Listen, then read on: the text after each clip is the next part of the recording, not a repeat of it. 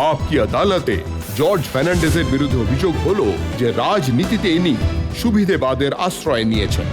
জজ সাহেব, আপনাকে একটা পুরনো কথা মনে করিয়ে দিতে চাই। ডক্টর রাম মনোহর লোহিয়া, যার হাত ধরেই আপনার রাজনীতির জগতে প্রবেশ, যিনি আপনার রাজনৈতিক গুরু ছিলেন, ফারুখাবাদ লোকসভা উপনির্বাচনের জন্য সম্ভবত 1967-র কথা, উনি জনসংঘের সমর্থন নেওয়ার সিদ্ধান্ত নিয়েছিলেন। আর আপনি বলেছিলেন যে যিনি জনসংঘের সমর্থন নেবেন তিনি নিজের মুখ কালো করবেন। কথাটা কি সত্যি? হ্যাঁ। তারপর ডক্টর লোহিয়া বলেছিলেন যে আমি তো একবার মুখ কালো করেছি, যে আমার বিরোধিতা করবে সে 3 বার মুখ কালো করবে। এরকম কিছু বলেননি। আমার তো মনে হয় আপনি 3 বার বিজেপির সহায়তায় কোনো না কোনো সরকারের মন্ত্রী হয়ে ওর কথাটা সত্যি প্রমাণিত করে দিয়েছেন। ওর পুরো কথাটা আমি আপনাকে বলছি। জর্জের এটা বোঝা উচিত ছিল যে এই প্রস্তাবটা আমি নিজে লিখেছি। জর্জ এখানে বলেছেন যে এই প্রস্তাবের সাহায্য নিয়ে সামনে এগিয়ে যতক্ষণ এরা নিজেদের মুখ কালো করে ফিরবেন ততক্ষণ উনি এই লড়াইটা চালিয়ে যাবেন। আমি জর্জ ফার্নান্ডেজকে বলতে চাই যে আমার মুখ কালো হওয়ার আগে ওর মুখ দ্বিগুণ কালো হয়ে যাবে। এটাই ডক্টর সাহেবের উক্তি ছিল। আর আমি মন থেকে এটার বিরোধিতা করেছিলাম। আপনি যেই জিনিসটা বিরোধিতা করেছিলেন সেই সময়, কিন্তু যখন মন্ত্রী হওয়ার সুযোগ পেলেন তখন না। 77-এর সরকারের মন্ত্রী হলেন হ্যাঁ, ঠিক। জনসংঘের সাহায্য নিয়ে। না না, 89-তে যখন মন্ত্রী হলেন সেই সরকার চলছিল এটা বিজেপি একদম ভুল সহায়তায়, কথা। আর এনডিএ সরকারও বিজেপির সহায়তাতেই চলছে। মোটেও না। এনডিএ সরকার এনডিএরই, সেটা বিজেপির কখনোই নয়। এটা তো এনডিএরই সরকার। এই সরকারে বিজেপির কোনো কার্যক্রম নেই। এই সরকারে সেই কার্যক্রমই রয়েছে যেগুলো আমরা সবাই মিলে বসে তৈরি জজ সাহেব, করেছি। এটাকে রাজনৈতিক সুবিধাবাদ বলবেন না? যে বিজেপি, যে জনসংঘের আদর্শের বিরোধিতা আপনি আজীবন করে এসছেন, তাদের সঙ্গে হাত মিলিয়ে সরকার তৈরি করলেন। সরকার তো সেই কার্যক্রমের ভিত্তিতে তৈরি হয়েছিল যেটা আমরা সবাই মিলে যে কার্যক্রমটা তৈরি করেছিলাম। এটা কি সত্যি নয় যে বাজপেয়ী সাহেবের সরকার ছিল, তখন আপনি সেই সময় সরকারের ক্ষেত্রে সংকট মোচনের ভূমিকা পালন করতেন? তামিলনাড়ুতে কোনো সমস্যা হলে জয়ললিতার সঙ্গে কথা বলতে জর্জ ফার্নান্ডেজ যাবেন। যদি পশ্চিমবঙ্গে কোনো কথা বলতে হয় মমতা ব্যানার্জির সঙ্গে কথা বলতেও জর্জ ফার্নান্ডেজ হ্যাঁ। যাবেন। বরং তার নিজের পার্টিতে কোনো সমস্যা হলে সেটাও সমাধান করতে জর্জ ফার্নান্ডেজই যাবেন। সেটা ঠিকই।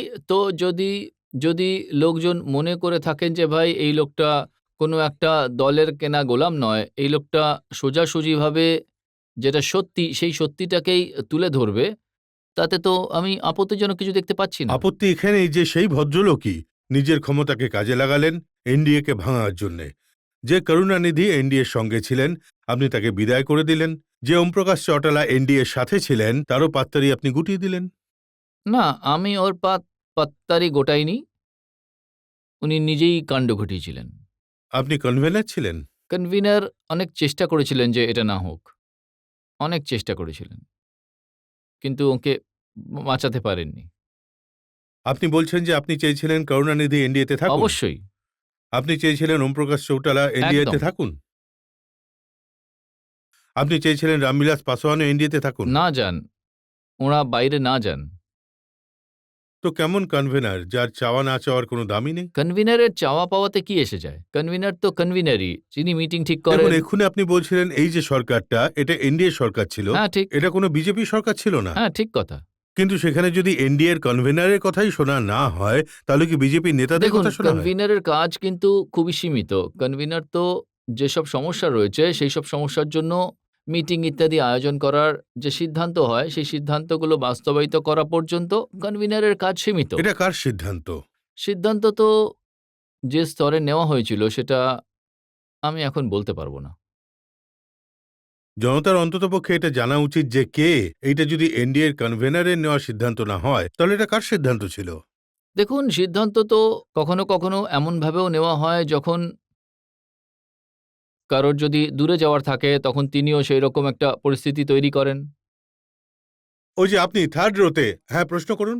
জর্জ সাহেব, আমি আপনাকে জিজ্ঞেস করতে চাই যে বিহারে যখন আপনি রামবিলাস পাসওয়ানের সহযোগিতায় নিতে চাইছিলেন, তো আপাতত বিহারের অধিকাংশ ক্ষমতাশালী ব্যক্তি যারাই এতদিন নির্দল প্রার্থী ছিলেন আর বড় বড় সব মাফিয়া যারা মানে ওখানকার এমএলএ আর এমপি হয়েছেন, সবাই রামবিলাস পাসওয়ানের পার্টির লোক। আর এই পরিস্থিতিতে আপনি যদি তার সঙ্গে হাত মিলিয়ে সরকার গঠন করেন তাহলে আপনি কি লোকেদের জন্য স্বচ্ছ শাসক হতে পারবেন?